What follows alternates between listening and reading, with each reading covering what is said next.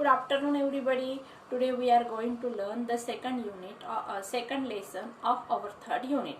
The name of our lesson is The Night I Met Einstein. This lesson is written by Jeremy Widman. Jeremy Widman is one of the greatest writer of his time, and he also won the many awards for his writing. In this lesson is nothing but the experience of the writer's life, where he met Albert Einstein, and what happened there we are going to learn. It is the writer was invited for the dinner, and there was a social program, and that program was arranged for the poor people of the society. There was a musical concert, but writer did not like the classical music, and what happened there we are going to learn in this lesson. बघा विद्यार्थ्यांनो, आपलं जे third unit आहे त्या third unit मधला जो second lesson आहे the night I met Einstein, या लेसन मध्ये आपल्याला रायटर जे आहे या लेसनचे त्यांच्या आयुष्यातील पर्सनल एक्सपिरियन्स जो आहे तो पर्सनल एक्सपिरियन्स आपल्याला या लेसनच्या माध्यमातून शिकायला मिळणार आहे. जॉन विडमन एके दिवशी त्यांना एका लेडीजने पार्टीसाठी बोलवलेलं असतं आणि ते सोशल रिफॉर्मर असतात. त्यांनी ती कार्यक्रम किंवा जी पार्टी ठेवलेली असते त्या मागचा उद्देश गरीब लोकांसाठी पैसा जमा करण्यासाठीचा असतो. मग त्या ठिकाणी एक म्युझिकल कन्सर्ट पण असते. आता जॉन आपले जे रायटर आहेत त्यांना म्युझिक क्लासिकल म्युझिक अजिबात आवडत नसतं. मग त्या ठिकाणी आपले रायटर यांचा जो इंटरेस्ट नसतो ते बघून आइन्स्टाइन त्यांना एका रूम मध्ये घेऊन जातात आणि त्या ठिकाणी त्यांच्या बरोबर काय काय घडतं आणि नंतर त्यांचा म्युझिक मध्ये इंटरेस्ट क्लासिकल म्युझिक मध्ये इंटरेस्ट कसा क्रिएट होतो हे आपल्याला या लेसनच्या माध्यमातून शिकायचंय.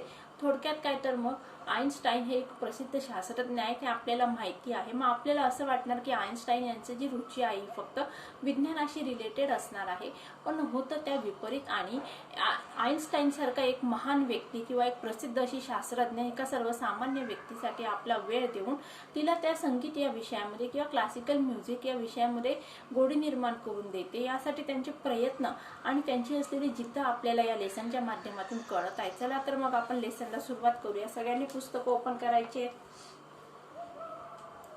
When I was a very young man, I was invited to dine at the house of a philanthropist. After a wonderful dinner, our hostess took us to a large drawing room. Chairs were being arranged. I am arranging the chairs for a concert, my hostess said. We are going to listen to a very good pianist. Here the personal experience of the writer's life was shared. What writer says that when he was a very young man, he was invited to a dinner at the house of a philanthropist. The meaning of the philanthropist is given a woman, a person who helps the poor and needy people of the society. Okay. Listen again. When I was a very young man, I was invited to dine. Dine means to have a dinner. Where at the house of a social reformer means a person who helps the poor and needy people. After a wonderful dinner was over, and after the dinner there was a large hostess, the person who arranged the party or invited the guest. Here the meaning of the hostess is given a woman who invites the guest to a social event. Host and hostess. Host means gents host and hostess means ladies host. Here the meaning is given a woman who invites guests to a social event. Took us to a large drawing room. That hostess takes the writer and other people to a drawing room. The room was very large. Chairs were being arranged. There were chairs and that chairs was very beautifully arranged. I am arranging the chairs for a concert, my hostess said. Hostess said that she was arranging the chairs for the musical concert means musical program. We are going to listen to be a very good pianist. And whose program was arranged there? A program of a piano player. Pianist means the person who plays on the piano. Someone who plays the piano. Okay.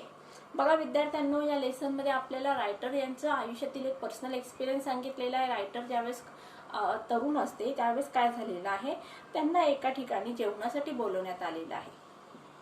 आणि त्यावेळेस ते घर कोणाचं होतं, तर एक social रिफॉर्मरचं होतं की ज्या व्यक्तीला समाज कार्य करून त्यातून जे काही पैसा मिळत होता तो गरीब गरजू लोकांच्या गरजांसाठी खर्च करण्याची आवड होती. त्याला म्हणायचं फिलॅन्थ्रोपिस्ट. मग अशा व्यक्तीकडे रायटर यांना जेवायला बोलवलेलं असतं. मग जेवण झाल्यानंतर रायटर आणि सगळ्या लोकांना एका ड्रॉइंग रूम मध्ये नेलं जातं. त्या ठिकाणी तो हॉल खूप मोठा असतो आणि त्या हॉलमध्ये खूप सारे चेअर्स अरेंज केलेले असतात. आता चेअर्स अरेंज करण्यामागचं कारण त्या ठिकाणी होस्टेस सांगत आहे. होस्टेस म्हणजे काय, ज्यांनी प्रोग्राम अरेंज केलेला आहे अशी व्यक्ती. मग त्या लेडीज सांगतात की त्या ठिकाणी त्यांनी एक पियानो प्लेअरचे प्रोग्राम, म्युझिकल प्रोग्राम त्या ठिकाणी ठेवलेला आहे. आता या ठिकाणी बघा आपल्याला चेंज द व्हॉइस करायचंय. I am arranging the chairs for a concert, my hostess said. My hostess said that she was arranging the chairs for a concert. This was the change the voice, indirect speech of the sentence. We are going to listen to a very good pianist. This is the we are going to listen to a very good pianist. Present continuous tense. Though everyone else was very happy, I was not. आता बघा या ठिकाणी होस्टेसने declare केलेला आहे की या ठिकाणी एका पियानो प्लेअरचा प्रोग्राम आहे आणि तो ऐकून, ती न्यूज ऐकून किंवा ते डिक्लेअर केलेले शब्द ऐकून सगळ्या जणांना आनंद झालेला आहे, परंतु रायटर सोडून. आता पुढे कारण दिलेलं आहे, I was not, I did not understand classical music. आता या ठिकाणी रायटर यांना क्लासिकल म्युझिक अजिबात समजत नव्हतं. I thought I was a tone डेफ. आता रायटर यांना काय वाटत होतं की त्यांना क्लासिकल म्युझिक समजत नाही आणि ते न समजण्यामागचं कारण काय, तर मग टोन डेफ आहे. आता टोन डेफचं मिनिंग दिलं या ठिकाणी, unable to hear the difference between the high and the low notes of music.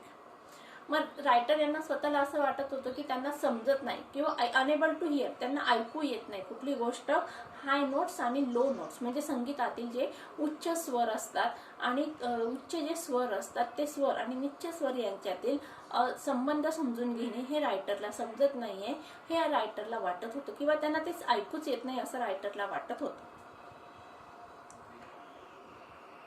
Tone deaf. I sat down so that I would not be impolite and waited for the concert to begin. आता या ठिकाणी बघा writer यांची फजिती झालेली आहे, आलेली आहे कशासाठी आणि त्या ठिकाणी झालंच काय. आता या ठिकाणी जेवण झालेलं आहे, होस्टेसने पुढचा कार्यक्रम अनाऊन्स केलेला आहे. आता हे सगळं झाल्यानंतर जरी आपल्याला त्यामध्ये इंटरेस्ट नाहीये, पण त्या ठिकाणी चार चौघांमध्ये कसं वागायचं याचे मॅनर्स आणि एटिकेट्स आपल्याला रायटर यांच्याकडून शिकायला मिळत आहेत. रायटरने काय सांगितलंय बघा, I sat down so that I would not be impolite. आता सगळेजण खुर्चीवर बसलेले आहेत, पियानो प्लेअर आलेले, यांचं स्वागत झालेलं आहे. मग सगळ्यांप्रमाणे रायटर यांनी काय केले, पियानो प्लेअरचं स्वागत केलेलं आहे आणि पियानो प्लेअर यांचं कार्यक्रम सुरू करण्यापूर्वी सगळेजण ज्याप्रमाणे बसले त्याप्रमाणे रायटर सुद्धा खाली बसले. कारण काय, it is a part of the manners and etiquettes. I would not be impolite and waited for the concert to begin. आणि मग बाकीच्या लोकांप्रमाणे त्यांनी पण कार्यक्रम, म्युझिकल प्रोग्राम सुरू होण्याची वाट बघितली आहे. I did not pay attention to the music after it began. आता बघा विद्यार्थ्यांनो, जर आपल्याला एखाद्या गोष्टीमध्ये इंटरेस्टच नसेल तर समोरची व्यक्ती कितीही काळजीपूर्वक सांगू लागली किंवा वाचू लागली किंवा शिकवू लागली किंवा गाणे गाऊ लागली तर आपण त्यामध्ये इंटरेस्टच नसेल तर आपल्याला त्यातलं महत्त्व किंवा कमी जास्त, चांगलं की न वाईटपणा समजत नसतो. तशी गत्यंतर किंवा अवस्था रायटर यांची झालेली आहे. After a while I heard everyone clapping. आता थोडा वेळ गेलेला आहे आणि थोडा वेळ झाल्यानंतर प्रत्येक जण काय करत होतं, क्लॅप करत होतं, टाळ्या वाजवत होतं. So I realise that the piece was over. Piece means a composition of music. Piece means या ठिकाणी पीसचा अर्थ काय घ्यायचा आहे, कंपोजिशन ऑफ द म्युझिक. आता पीसचा दुसरा अर्थ काय आहे, अ पार्ट ऑफ समथिंग. आता या ठिकाणी मग कुठल्या कॅटेगरीमध्ये बसतो, हा एकच शब्द की ज्याचे दोन pronunciation is same but meaning is different. याला काय म्हणायचंय, होमोनिम्स म्हणायचं आहे का होमोफोन्स म्हणायचं. बघा सन आणि सन शब्द कसा आहे, एकच आहे. सनचं स्पेलिंग SUN आणि प्रोनाउन्सिएशन काय SON.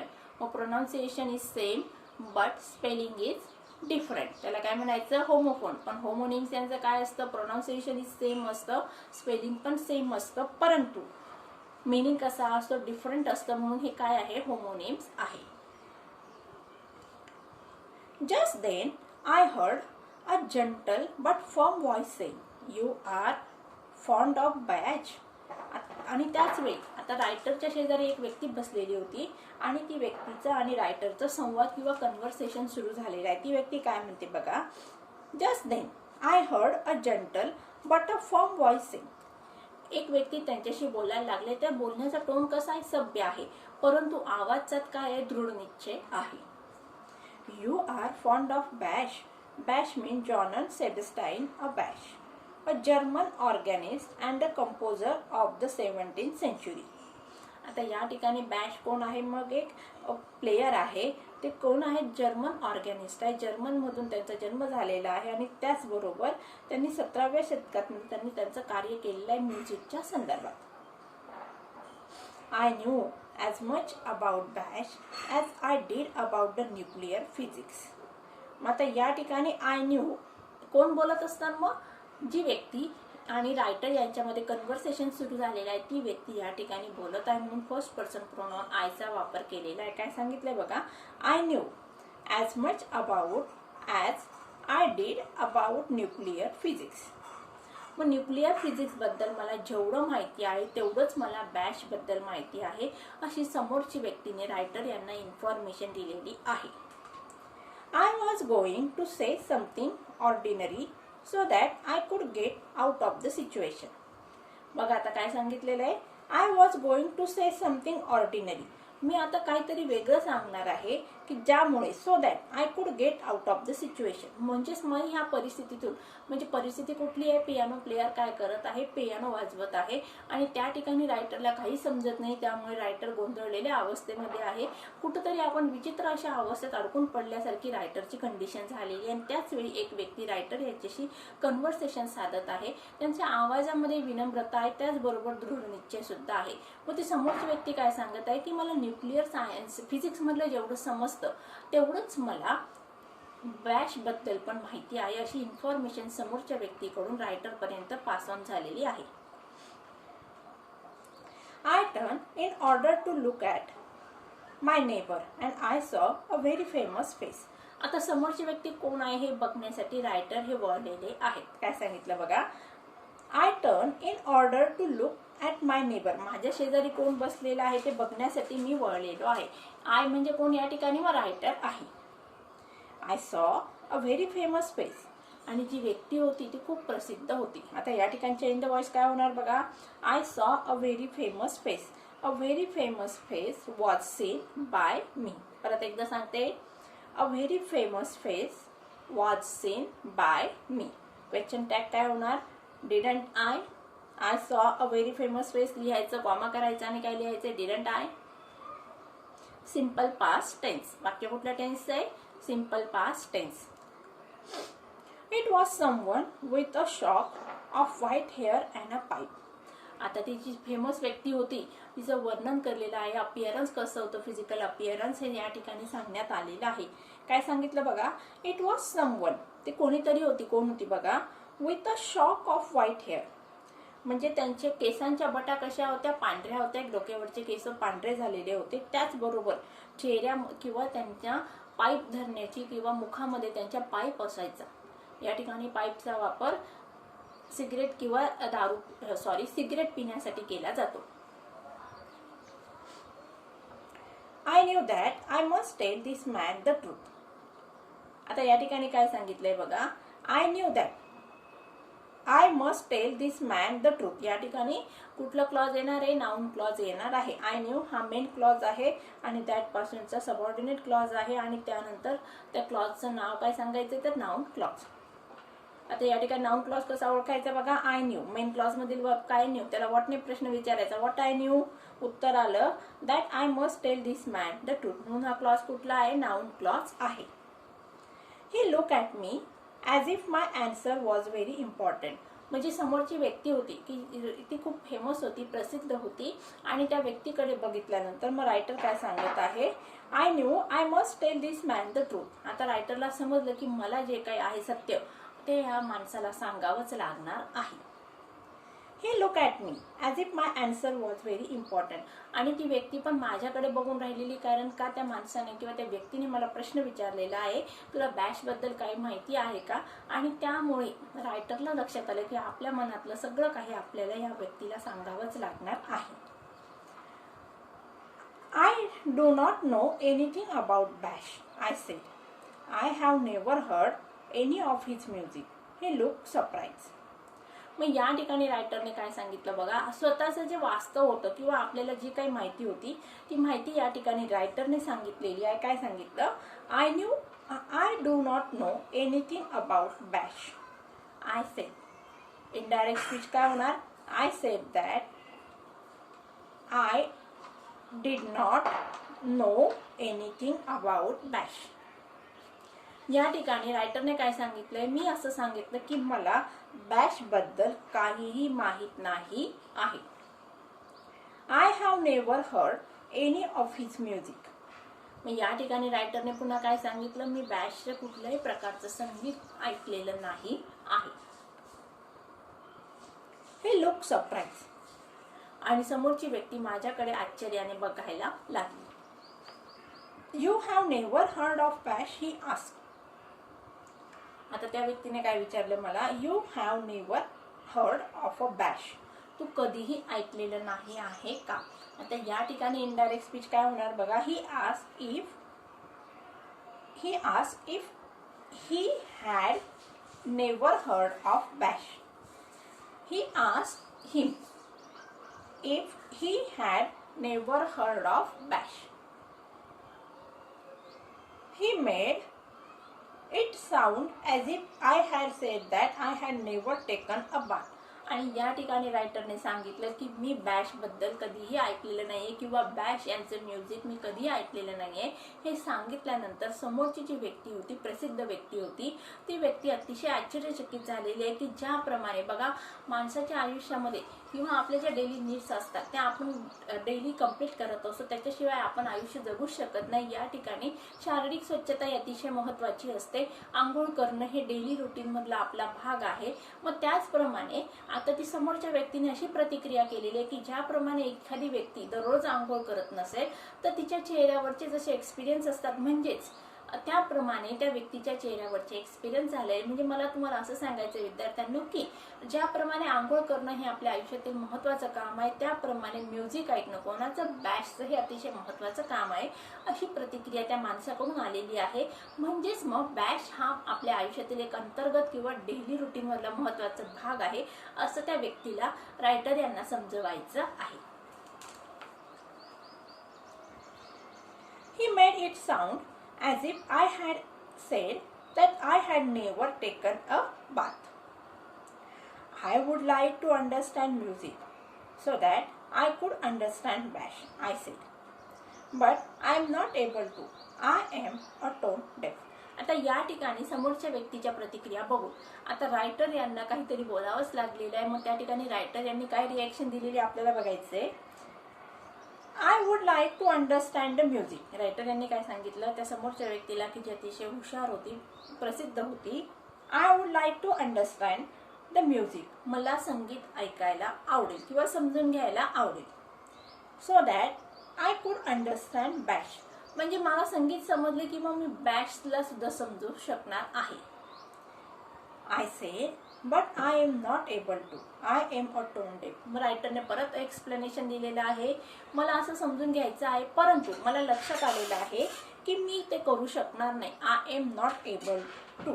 मग या ठिकाणी आय एम अनेबल टू, मी हे करू शकत नाही. I M tone deaf. काय सांगितलं रायटरने, मग मी कोण आहे तर टोन डेफ आहे. आता टोन डेफचं मिनिंग दिलंय बघा या ठिकाणी की ज्या व्यक्तीला कुठल्याही प्रकारे म्युझिक मध्ये इंटरेस्ट नसतो. The old man got up. ती वृद्ध व्यक्ती उभी राहिलेली आहे. You will come up with me, he ask. त्या समोरच्या व्यक्तीने रायटरला काय सांगितलेलं आहे, तुम्ही माझ्याबरोबर येणार का? I just remain seated. पण या ठिकाणी रायटर त्या खुर्चीवर बसून राहिलेले आहेत. I am requesting you to come with me, he said again. पुन्हा मग त्या व्यक्तीने रायटरला रिक्वेस्ट केलेली आहे. काय रिक्वेस्ट केलेली आहे की मी तुम्हाला रिक्वेस्ट करतो की तुम्ही माझ्याबरोबर चला. So I went up with him. He took me to a room which had a gramophone in it and asked what kind of music do you like. मग त्यानंतर मग रायटर आणि समोरची व्यक्ती हे दोघं जण एका रूममध्ये गेले आणि त्या रूममध्ये काय होतं बघा, ग्रामोफोन होता. आता ग्रामोफोन याचा मिनिंग दिला या ठिकाणी machine for playing recorded music. आता जुन्या काळामध्ये तुम्ही जर पिक्चर बघितले असणार तर त्या पिक्चरमध्ये तुम्हाला ग्रामोफोन नक्कीच बघायला मिळणार. या ठिकाणी आपल्याला पिक्चर पण दिलेलं आहे, ते पिक्चर ग्रामोफोनचंच आहे.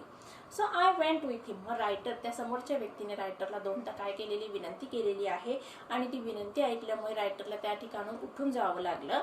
आणि नंतर मग रायटरला ती व्यक्ती कुठे घेऊन गेली तर एका रूम मध्ये घेऊन गेलेली आहे की ज्या ठिकाणी काय आहे, gramophone in it and ask what kind of music do you like. आणि त्या व्यक्तीने मला विचारलं, तुला कुठल्या प्रकारचं संगीत आवडतं. आता या ठिकाणी बघा, he took me to a room.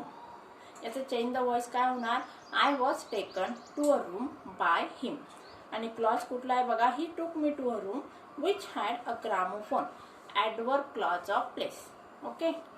आता बघा विद्यार्थ्यांनो, उरलेला जो पार्ट आहे लेसनचा आपल्याला नेक्स्ट लेक्चरमध्ये कंप्लीट करायचा आहे. आता पुन्हा एकदा मी तुम्हाला संपूर्ण लेसनची किंवा आपण जे शिकलेलं आहोत त्याची समरी सांगत आहे. या पार्टमध्ये आपल्याला रायटर यांच्या आयुष्यातील पर्सनल एक्सपिरियन्स रायटर यांनी शेअर केलेला आहे. त्यांना एका ठिकाणी जेवायला बोलवण्यात आलेलं असतं आणि ते सोशल रिफॉर्मर यांनी तो कार्यक्रम आयोजित केलेला असतो. जेवण झाल्यानंतर त्या ठिकाणी एक म्युझिकल कन्सर्ट असते, पियानो प्लेयर असतो, त्यांचा कार्यक्रम त्या ठिकाणी आयोजित केलेला असतो. आता म्युझिक आणि रायटर याचा आपले जे लेसनचे रायटर आहेत त्यांचा अजिबात दुरून पण संबंध नसतो. आता त्या ठिकाणी ज्यावेळेस पियानो प्लेयरचा कार्यक्रम होणार आहे हे ऐकून रायटरच्या चेहऱ्यावर प्रश्न उभे राहतात किंवा रायटरला नकोसं झालेलं असतं. परंतु या ठिकाणी आपण इम्पोलाइट नाही आहे हे दाखवण्यासाठी मग बाकीच्या लोकांप्रमाणे रायटर यांनी पियानो प्लेयरचं स्वागत केलेलं आहे आणि कार्यक्रम ऐकण्यासाठी खुर्चीत बसले. परंतु एक कार्यक्रमाचा एक भाग पूर्ण झालेला आहे, बाकीचे लोक टाळ्या वाजवायला लागले, त्यानंतर रायटरने टाळ्या वाजवल्या. आता हे बघून रायटरच्या शेजारी जी व्यक्ती बसली होती त्या व्यक्तीला प्रश्न पडला की ह्या व्यक्तीला म्युझिक मधलं काहीच समजत नाहीये. मग अशा प्रकारे रायटर आणि त्या व्यक्तीचा संवाद सुरू झालेला आहे. ती व्यक्ती रायटरला विचारते की तुम्हाला संगीत आवडत नाही का किंवा संगीतातलं काही समजत नाही का, तुम्हाला बॅश म्हणजे कोण माहिती आहे का. मग रायटरने सांगितलं की मला बॅश म्हणजे माहित नाही. आणि हे ऐकल्यानंतर मग त्या व्यक्तीची जी रिॲक्शन झाली होती की ज्याप्रमाणे दैनंदिन जीवनात माणूस आंघोळ डेली करतो त्याप्रमाणे बॅश ऐकणं हे आपलं दैनंदिन जीवनातलं कर्तव्य आहे, अशी प्रतिक्रिया त्या माणसाची होती. त्यानंतर मग ती व्यक्ती रायटरला रिक्वेस्ट करते की तुम्ही माझ्याबरोबर चला एका रूममध्ये. आणि ती व्यक्ती रायटरला एका रूममध्ये घेऊन जाते आणि त्या रूममध्ये ग्रामोफोन असतो. आता यानंतर काय होतं ते आपल्याला येणाऱ्या नेक्स्ट लेक्चरमध्ये शिकून घ्यायचं आहे. मला असं वाटतं विद्यार्थ्यांना तुम्हाला मी जेवढं शिकवलेलं आहे तेवढं समजलं असेल. So friends, take care and bye.